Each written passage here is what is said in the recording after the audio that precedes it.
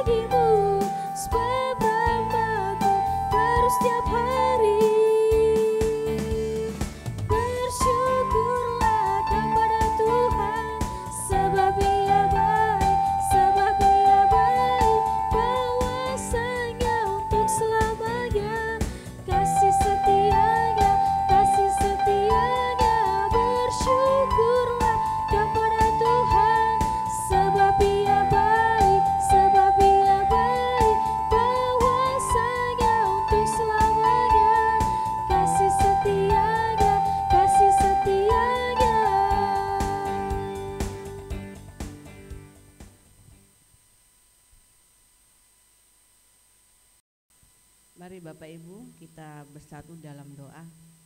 Bapa di surga, kami senantiasa bersyukur oleh karena segala kebaikan Tuhan yang memelihara kami sampai dengan saat ini ya Bapa. Kami mengucap syukur untuk bangsa dan negara kami yang boleh ada sampai saat ini, itu semua karena anugerah dan kasih setia Tuhan terhadap bangsa kami. Kami menyerahkan bangsa negara kami Tuhan, kami menyerahkan setiap orang-orang yang saat ini sedang mengalami kesulitan dalam kehidupan mereka, baik yang mengalami sakit penyakit, kali Engkau sembuhkan mereka dengan bilur-bilur-Mu ya Tuhan. Bagi mereka juga yang mengalami kesulitan secara ekonomi, kiranya Tuhan juga yang memelihara kehidupan setiap bangsa ini ya Bapa. Kami juga berdoa untuk setiap anak-anak Tuhan, gereja-gereja Tuhan yang ada di Indonesia ini, kiranya Tuhan memelihara iman mereka di tengah-tengah pandemi ini, supaya mereka tetap setia mengikut Tuhan dan terus memiliki pengharapan di dalam Engkau.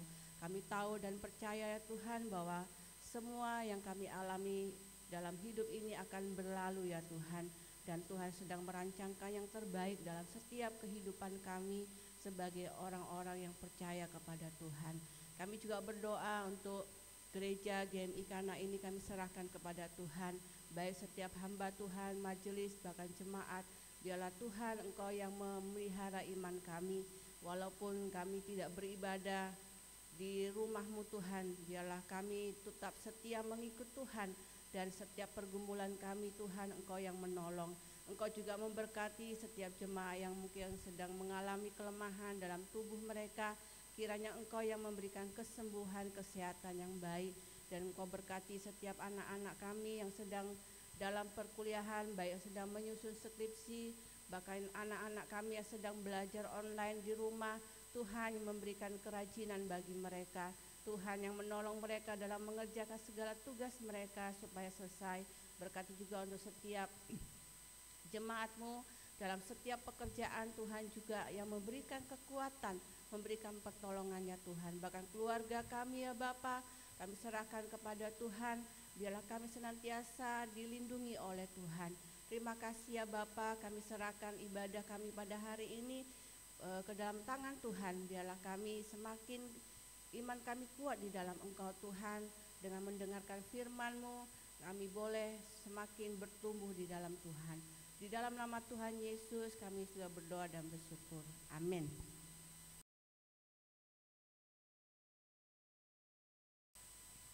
Tidak ada Allah seperti Allah kita, yang begitu mengasihi kita. Dia sanggup menjawab semua seru doa kita. Dia Allah yang sanggup melawat seluruh kehidupan kita. Kita percaya Dia akan memberkati kita. Dia akan memulihkan keadaan kita. Sebelum kita mendengarkan firman Tuhan, kita angkat pujian, Aku Percaya.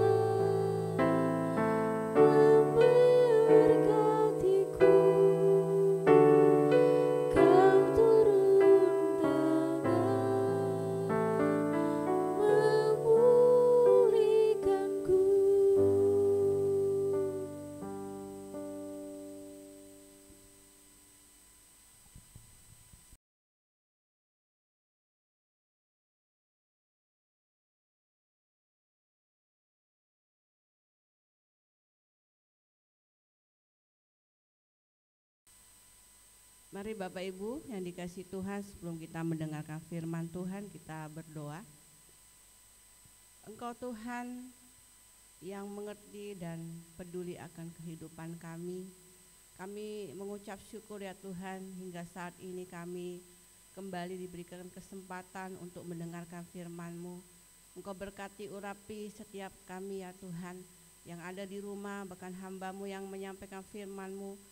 Urapi kami dengan kuasa daripada Roh Kudus. Ampuni segala dosa dan pelanggaran kami ya Tuhan.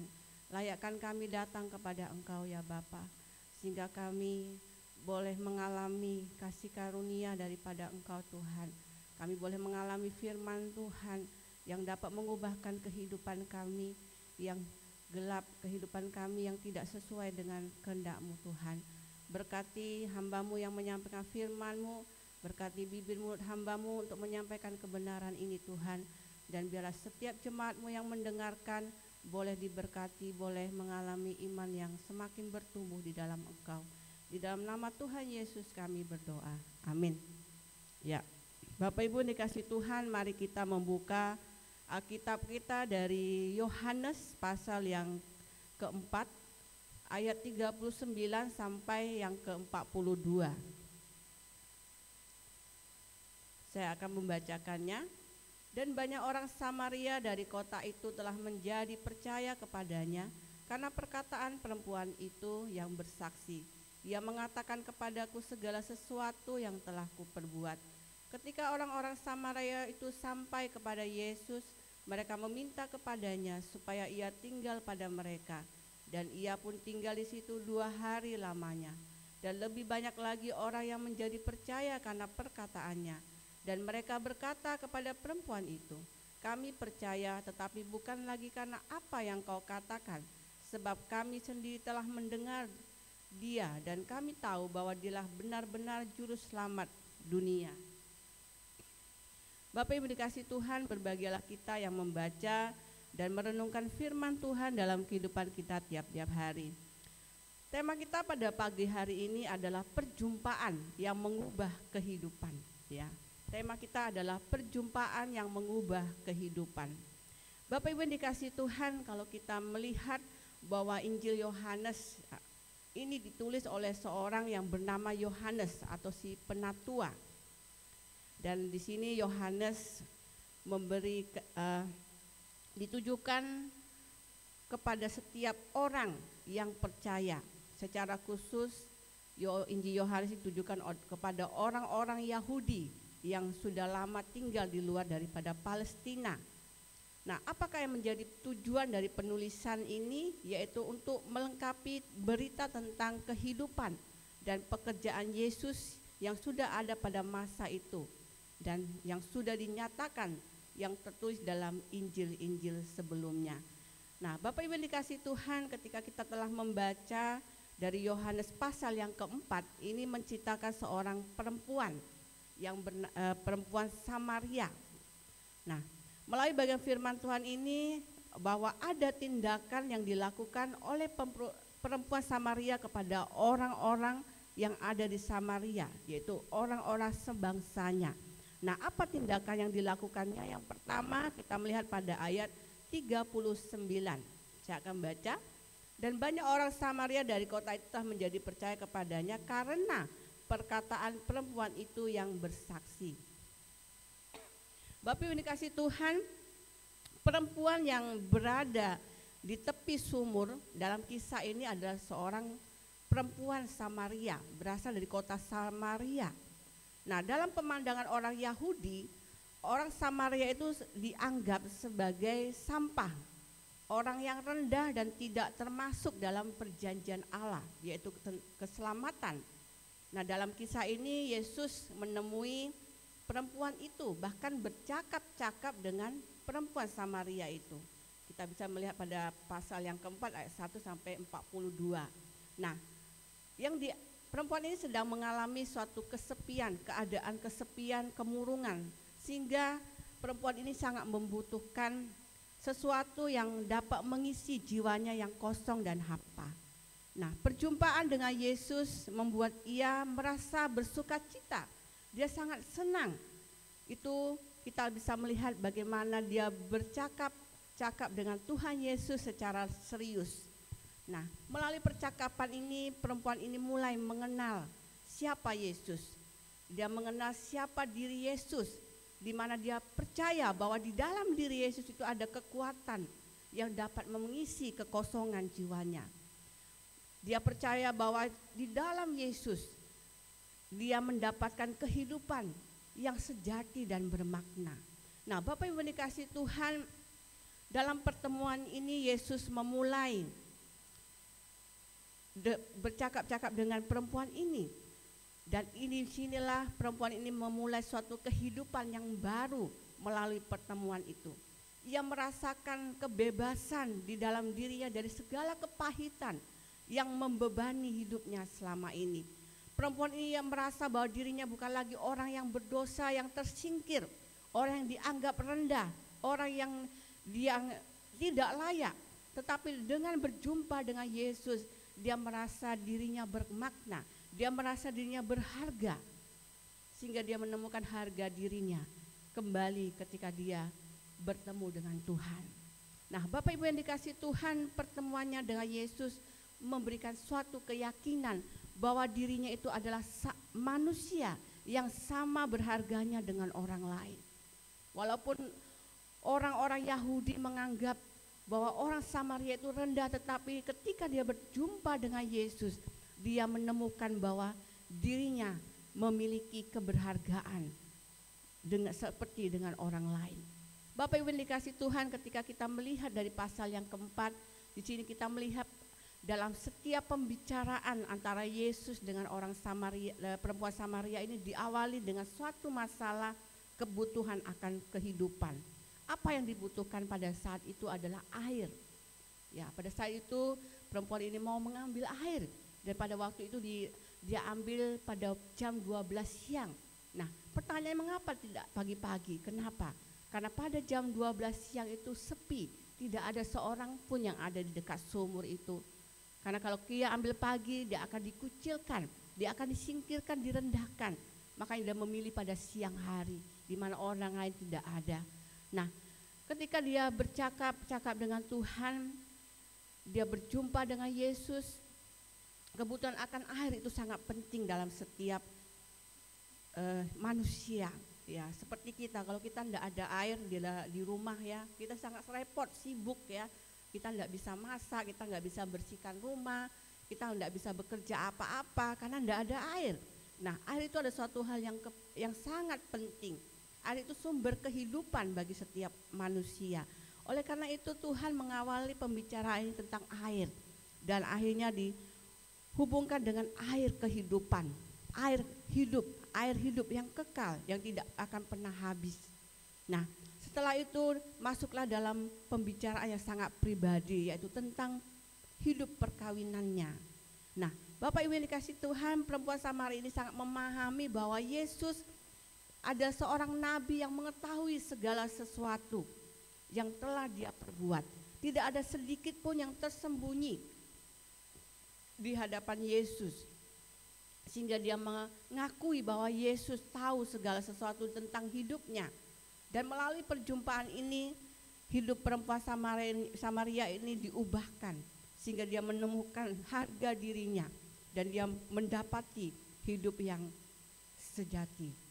Itu yang pertama. Kemudian tindakan yang kedua yang dilakukan oleh perempuan Samaria kita bisa melihat pada ayat yang ke-40. Saya akan bacakan. Ketika orang-orang Samaria itu sampai kepada Yesus, mereka meminta kepadanya supaya ia tinggal pada mereka, dan ia pun tinggal di situ 2 hari lamanya. Nah, Bapak Ibu yang dikasih Tuhan, daerah Samaria itu memiliki kekhususan sendiri, di mana di Samaria terdapat sebuah kota yang bernama Sikar. Nah, Sikar ini juga terdapat sebuah sumur yang bernama Sumur Yakub. Nah, sumur yang dalam tradisi ini menjadi suatu tempat pertemuan segala macam orang, di mana sumber informasi dan komunikasi yang mempunyai kekhususan sendiri bagi orang Samaria, sehingga air sumur ini akan menentukan kehidupan banyak orang.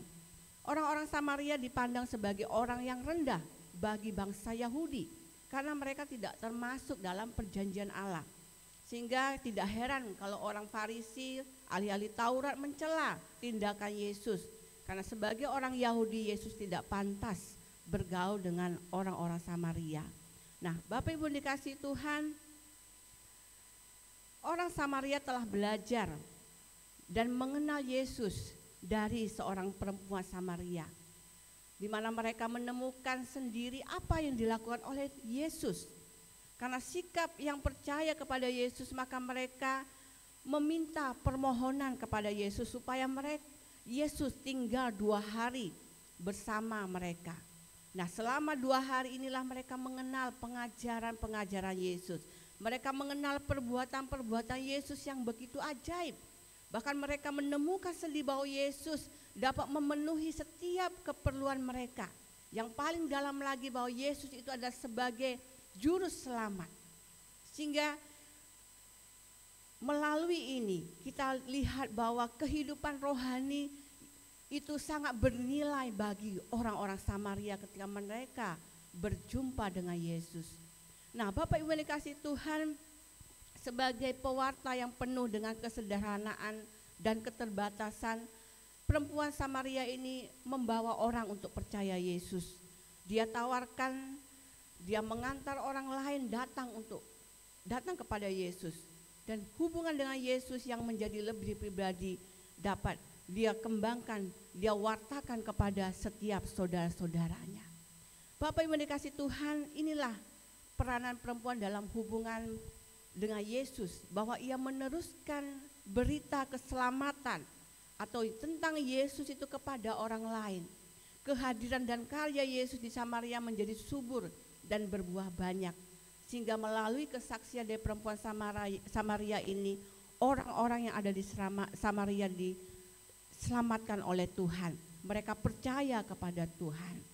Kemudian yang ketiga, tindakan perempuan Samaria adalah orang-orang Samaria mengakui Yesus sebagai juru selamat. Saya akan bacakan pada ayat 41 dan 42. Dan lebih banyak lagi orang menjadi percaya karena perkataannya. Dan mereka berkata kepada perempuan itu, kami percaya tetapi bukan lagi karena apa yang kau katakan, sebab kami sendiri telah mendengar dia dan kami tahu bahwa dia benar-benar juru selamat dunia. Nah, Bapak Ibu yang dikasihi Tuhan, di Yudea dan Yerusalem Yesus telah banyak melakukan berbagai mukjizat. Dia mengharapkan bahwa orang-orang yang ada di sana itu menyambut kedatangannya, menyambut pengajarannya, dan supaya mereka percaya. Tetapi justru orang-orang itu tidak percaya kepada Yesus.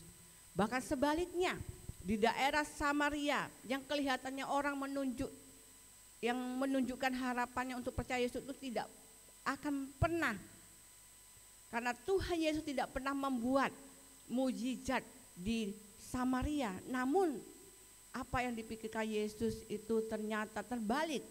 Justru orang-orang Samaria yang disepelekan, justru mereka menerima Yesus sebagai juru selamat. Nah, Bapak Ibu dikasih Tuhan, kedatangan orang Samaria dan pengakuan mereka mengenai Yesus, kita bisa lihat pada ayat 30. Mereka, bahkan ayat 42, mereka mengakui bahwa Yesus itu adalah juru selamat dunia. Dan ini sangat luar biasa.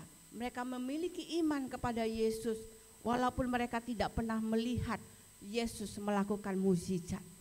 Nah, Bapak Ibu yang dikasihi Tuhan, dengan demikian melalui firman Tuhan pada hari ini, kita melihat bahwa orang-orang Samaria itu dapat percaya karena Tuhan memakai perempuan Samaria ini. Dia mengakui bahwa Yesus berkuasa. Dia mengakui bahwa Yesus dapat mengubahkan kehidupannya.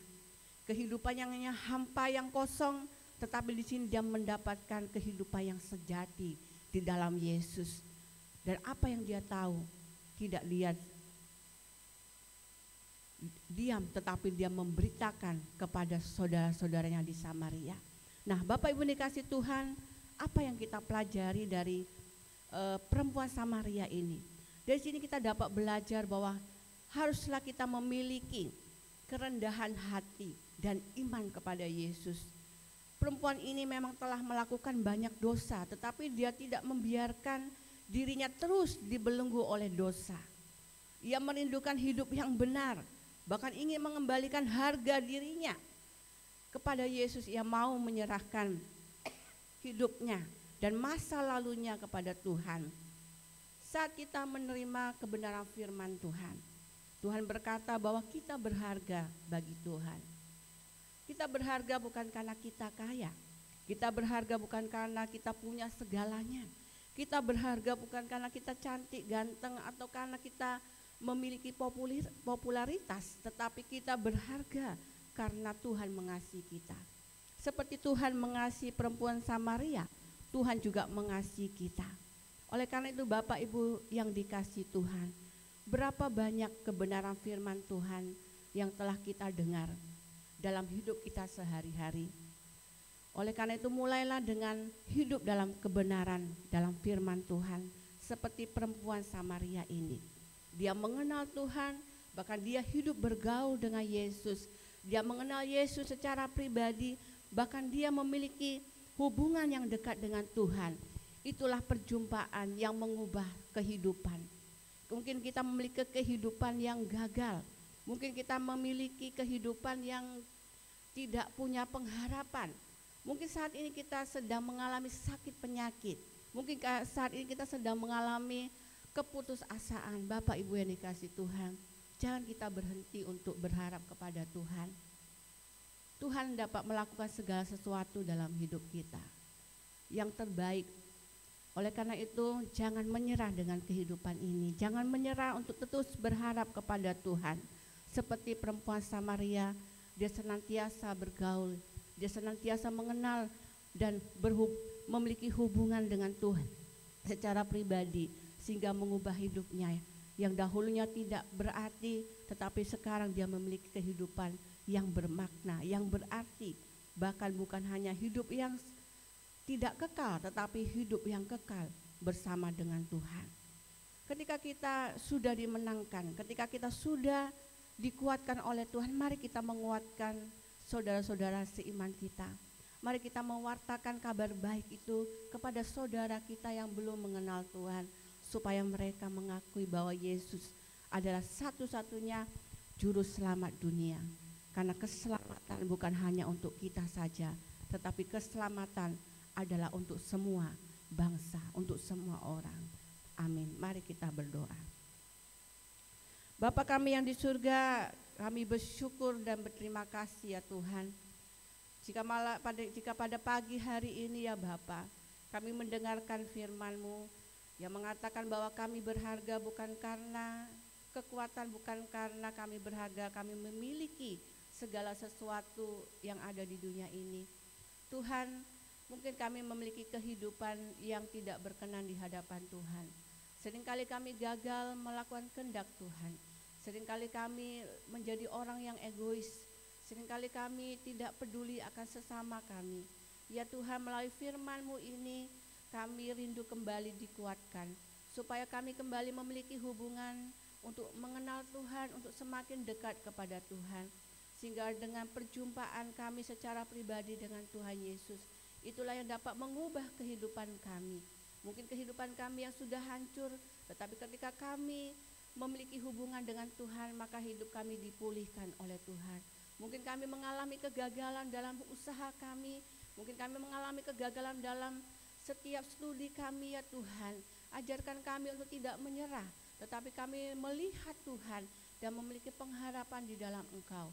Karena kami percaya ya Bapa, bahwa hidup yang Tuhan beri bukan hanya sementara, tetapi hidup yang kekal. Dan biarlah kami ya Tuhan, Engkau pakai untuk menjadi saluran berkat bagi keluarga, bagi sesama kami Tuhan. Sehingga kami dapat mewartakan kabar baik ini, bahwa Yesus adalah Tuhan Juru Selamat kami. Bukan hanya untuk kami, tetapi untuk seluruh dunia ini Bapa. Untuk seluruh keluarga kami yang belum percaya. Terima kasih ya Tuhan, jadikan kami sebagai orang-orang yang setia, mewartakan dan menyaksikan kasih Tuhan kepada setiap orang, sehingga setiap orang boleh menyerukan bahwa Tuhan Yesus adalah Tuhan Juru Selamat dunia. Terima kasih ya Bapa, inilah doa kami Kami sudah berdoa dan mengucap syukur, dan kami mau berdoa doa Bapa kami. Mari kita doa Bapa kami. Bapa kami yang di surga, dikuduskanlah namamu. Datanglah kerajaanmu, jadilah kehendak-mu di bumi seperti di surga. Berikanlah kami pada hari ini makanan kami yang secukupnya.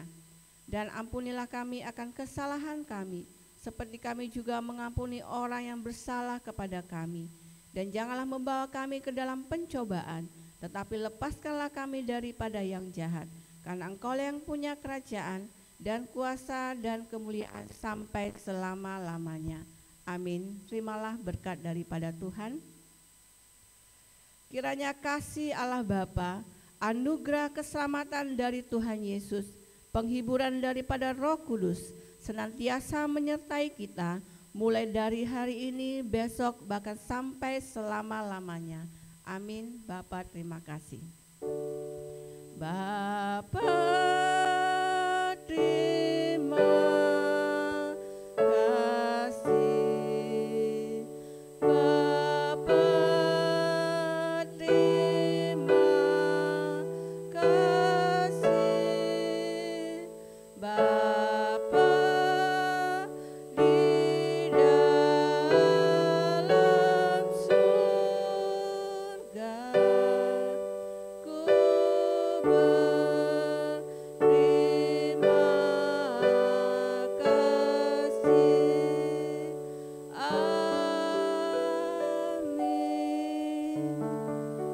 teduh.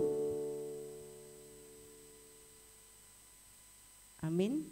Ya, selamat hari Minggu. Tuhan Yesus memberkati, dan saya mengingatkan untuk setiap ibu-ibu PWMI bahwa pada hari Sabtu jam 3 sore kita akan mengadakan persekutuan. Ya, saya mengharapkan ibu-ibu boleh bergabung. Terima kasih, Tuhan memberkati kita semua. Amin.